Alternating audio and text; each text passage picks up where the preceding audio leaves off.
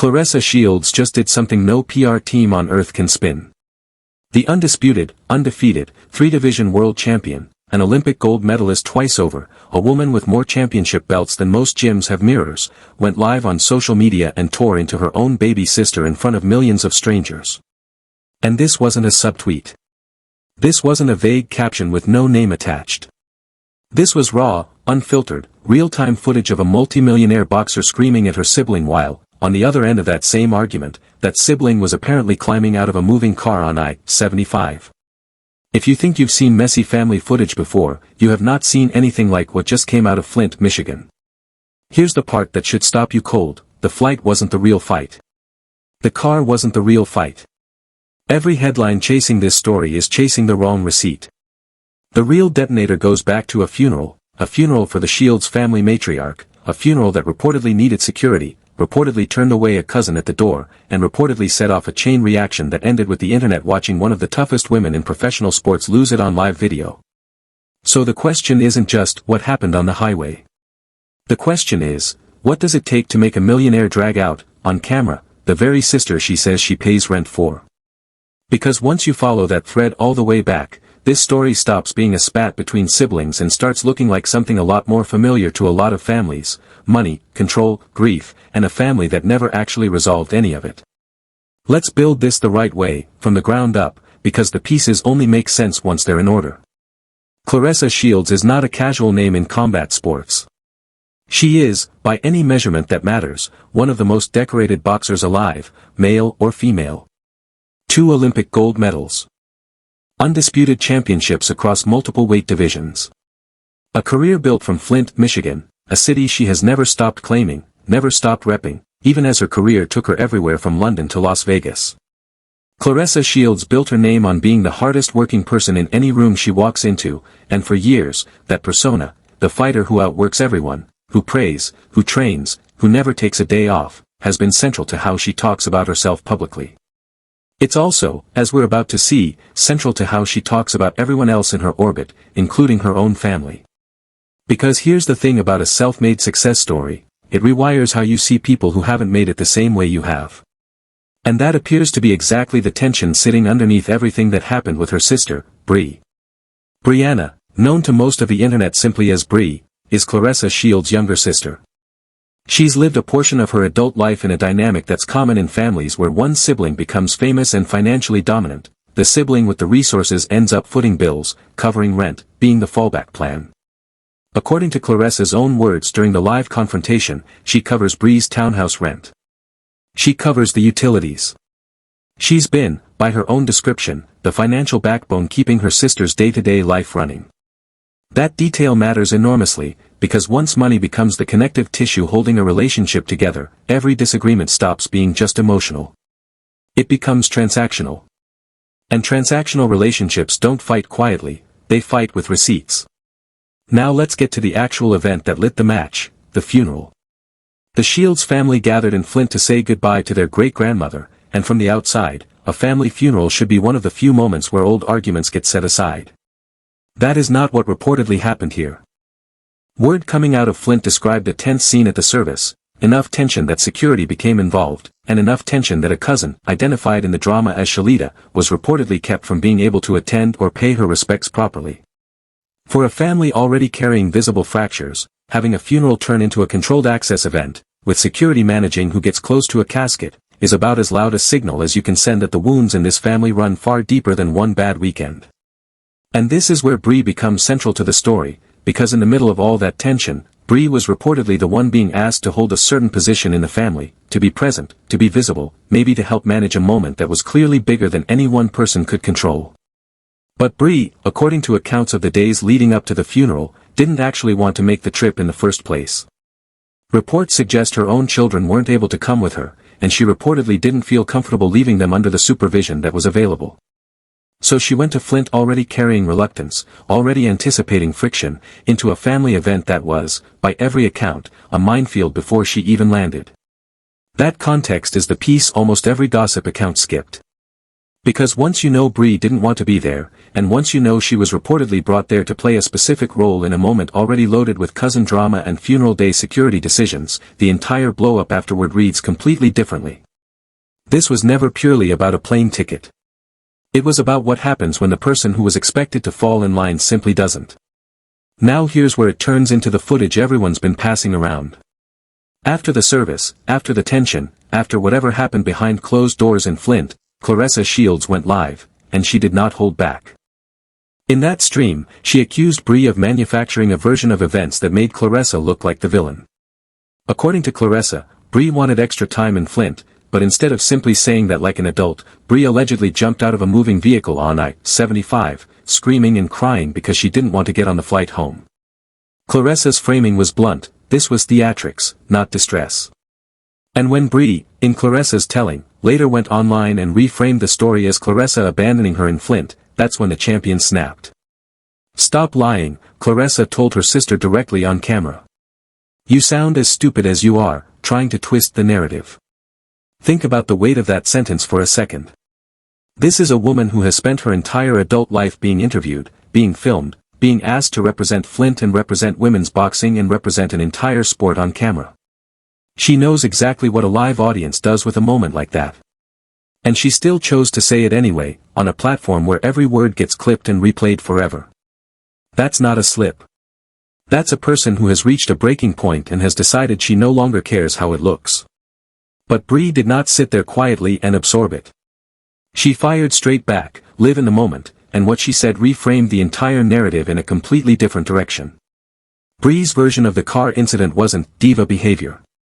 Her claim was that Claressa's own security detail was the reason things escalated in the first place, that a member of that security team allegedly knocked food out of her hand with a car door, and that she never even had a real choice about getting out of that vehicle because, in her telling, she was essentially put out of it. "I wouldn't have had to get in that car," Bree said, "if you would have let me stay in the car." She added, almost defiantly, that her food never even hit the ground, she picked it up and ate it with her own hands, openly admitting in the same breath that she'd been drinking. It's a strange kind of honesty, admitting the messiest detail about yourself while insisting the bigger picture is being twisted against you.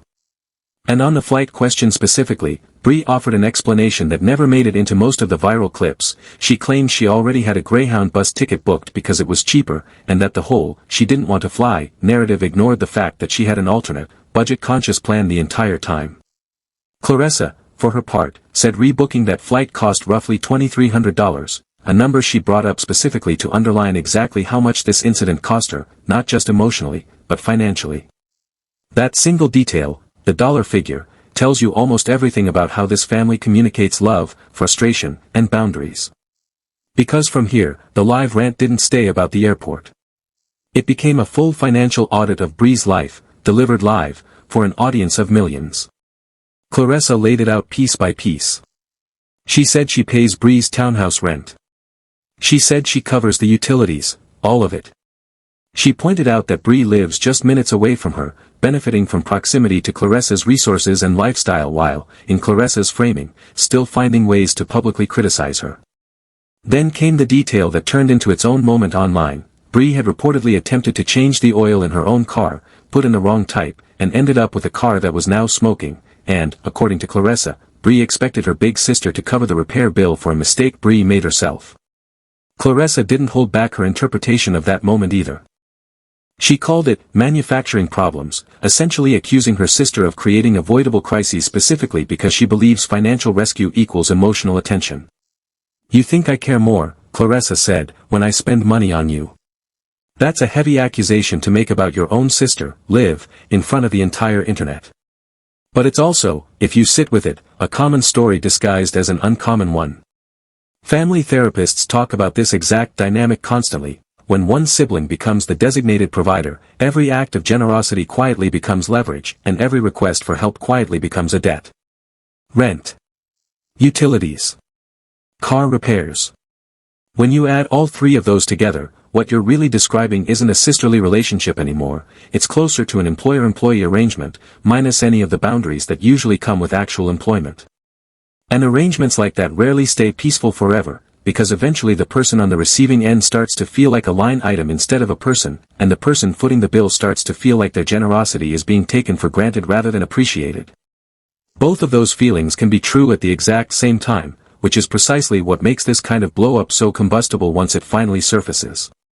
And Claressa wasn't finished. In that same rant, she widened the lens beyond just Bree and aimed at the broader circle of family and online critics piling on.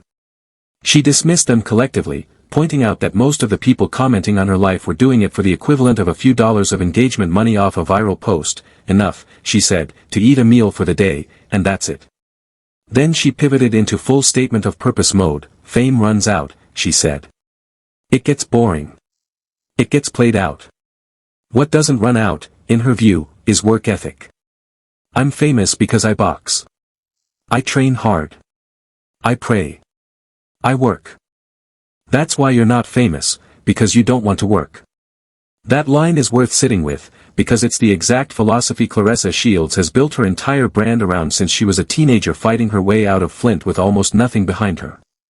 To her, success isn't luck, and struggle isn't an excuse, it's a symptom of not putting in the hours. It's admirable as a personal ethos. It becomes a lot more complicated the second you point that same ethos at a family member during an emotionally raw moment, because it collapses a complex situation, grief, funeral tension, financial dependency, childhood dynamics, into a single, blunt verdict: you're just not working hard enough. Then came the detail that turned heads for a completely different reason. Claressa name-dropped rapper Glorilla, claiming that even Glorilla, after past friction, ended up reaching out to smooth things over, and that, in Claressa's telling, everyone who goes up against her eventually comes back around apologizing. It's a bold flex in the middle of a family fight, comparing sisterly conflict to a public celebrity beef, as if both situations follow the same pattern, and as if that pattern is something to be proud of rather than something to examine. Confidence is one thing. But there's a difference between confidence and armor, and when someone repeatedly needs to remind an audience how unbothered they are, it's worth asking whether that's actually true, or whether it's a performance layered on top of something that stings a lot more than it's being allowed to show. Because if you're truly unbothered, you don't typically go live in the immediate aftermath of a family funeral to publicly dismantle your own sister's credibility in front of millions of strangers. People who are genuinely fine let things go quietly. People who are not fine go looking for an audience to validate that they were right all along. That doesn't make Claressa the villain of this story by default, but it does complicate the "I don't care" narrative she was actively trying to sell in that exact moment. Bree, meanwhile, wasn't backing down either, and her strongest counterpunch didn't come until the argument circled back to where it all started, the funeral itself. In the middle of the back and forth, Bree threw a line that reframed everything. She brought up the cousin, Shalita, and the security situation at the service, essentially asking her sister who gave her the authority to control who gets to grieve at a funeral, regardless of who paid for it. "Who are you to tell somebody they can't come see their family?" she said, pointing out that payment doesn't equal ownership over another person's grief. And that single sentence is arguably the most important line in this entire saga, because it exposes what this fight was actually about the whole time. It was never really about a plane, a car, or an oil change. Every single one of those flashpoints was a symptom. The disease underneath all of it was a family that watched someone get physically kept away from a casket, and never processed that moment honestly, so instead, it leaked out sideways, in a live rant about rent money and Greyhound tickets. That's often how family trauma actually works in real life, away from the cameras. It rarely announces itself directly. It disguises itself as arguments about small, specific things: who paid for what, who said what, who did what at the airport, while the real wound sits underneath, completely unaddressed, waiting for the next flashpoint to reopen it. The car on I-75 wasn't really about a car. The oil change wasn't really about oil. The flight rebooking fee wasn't really about $2,300. Every one of those was a stand-in for a much bigger, much older question this family clearly hasn't figured out how to ask each other directly: who gets to make decisions in this family, and does money buy you the right to make them for everyone else? So let's step back and actually look at what this entire saga reveals, because there's a version of this story that's just entertainment, and there's a version that's genuinely instructive about how families fracture when success enters unevenly. When one person in a family becomes significantly wealthier and more powerful than everyone around them, the family dynamic doesn't stay the same, it restructures itself around that person, whether anyone intends for that to happen or not. Claressa Shields didn't ask to become the financial center of gravity for her entire family. That role accumulates gradually. You help once, then you help again, then helping becomes an expectation, then the expectation becomes resentment on both sides, resentment from the person who feels used, and resentment from the person who feels like their generosity has quietly turned into an obligation they can no longer escape. Both people in that dynamic can be simultaneously right and exhausted. That's exactly what this looked like playing out live, in real time, in front of an audience that was never supposed to see the private version of this argument in the first place. And that's really the uncomfortable truth sitting at the center of the Claressa Shields and Bree story. Viewers weren't just watching two sisters argue about a car. They were watching what happens when love, money, grief, and control all collide inside a family that built its coping mechanisms around silence for years, until a funeral cracked the dam and none of it could stay quiet anymore. Claressa Shields, for all her championship belts and Olympic hardware, is still someone who grew up in Flint carrying the responsibility of pulling herself and, eventually, the people around her, out of hard circumstances. That responsibility can turn into genuine generosity. It can also, without anyone intending it, turn into control, because paying someone's rent gives you leverage whether you ever plan to use it or not, and once that leverage exists, it eventually gets pulled into every disagreement, whether it belongs there or not. Bree, for her part, is a young woman who has spent years being defined publicly by her sister's fame, trying to build an identity that isn't entirely dependent on someone else's paycheck, and clearly struggling with what it feels like to be financially supported by the very person she's also trying to hold accountable. Neither one of those positions is comfortable. Neither one of those positions is fully right. That's exactly why the fight escalated the way it did, because there was no clean villain to root against, only two people caught inside a family structure that never had healthy guardrails to begin with.